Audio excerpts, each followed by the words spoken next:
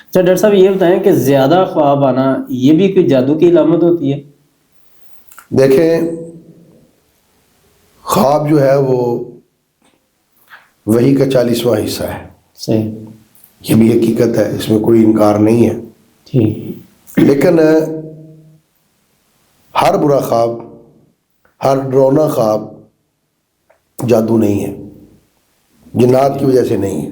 صحیح، بنیادی طور پر جو تعبیر شخص بیان کرتا ہے وہ یہ دیکھتا ہے، اور اس کو یہ بات دیکھنی بھی چاہیے اور عاملین کو بھی دیکھنی چاہیے۔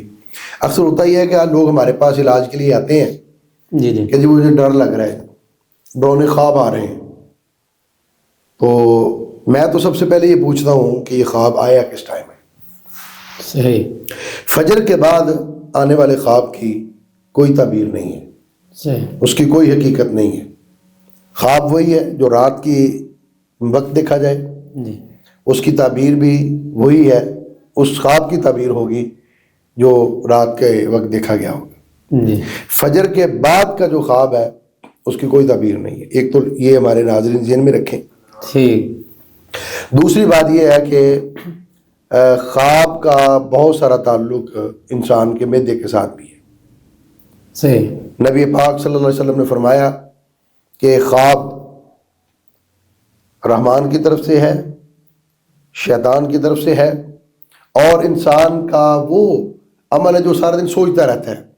صحیح، ایک بندہ پریشان ہے، وہ کاروبار نہیں چل رہا، اس کے ساتھ بیوی لڑ رہی ہے، بچے لڑ رہے ہیں، فیسیں جمع کروانی ہے، بجلی کے بل آ کے گیس آ کے کرایہ دینا، پریشان ہے، سارا دن وہ اس کے بارے میں سوچتا ہے، تو رات کو خواب بھی وہ ایسے ہی دیکھے گا، وہی چیزیں خواب میں وہی چیزیں گھوم کے آئیں گی۔ جی، جب وہی چیزیں آئیں گی تو وہ پھر عاملین کے پاس جائیں گے کہ جی میں نے رات دیکھا ہے تو یہ مسئلہ بن گیا تھا، ایسے ہو گیا، ایسے ہو گیا۔ جی، اس لیے جو انسان سوچتا ہے وہ خواب بنتا ہے، صحیح، یا پھر کچھ شیاطین کی طرف سے یہ چیزیں ہوتی ہیں۔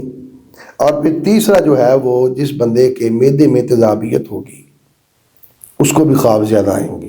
اچھا، ہمارے پاس مریض آتا ہے تو ہم یہ چیز پوچھتے ہیں، ہم اس کا معدہ دیکھتے ہیں، چیک کرتے ہیں، اور میں تو خواتین ہوں یا مرد ہوں ان کو کہہ دیتا ہوں کہ آپ اپنے معدے کا علاج کروائیں، انشاءاللہ یہ خواب نہیں آئیں گے۔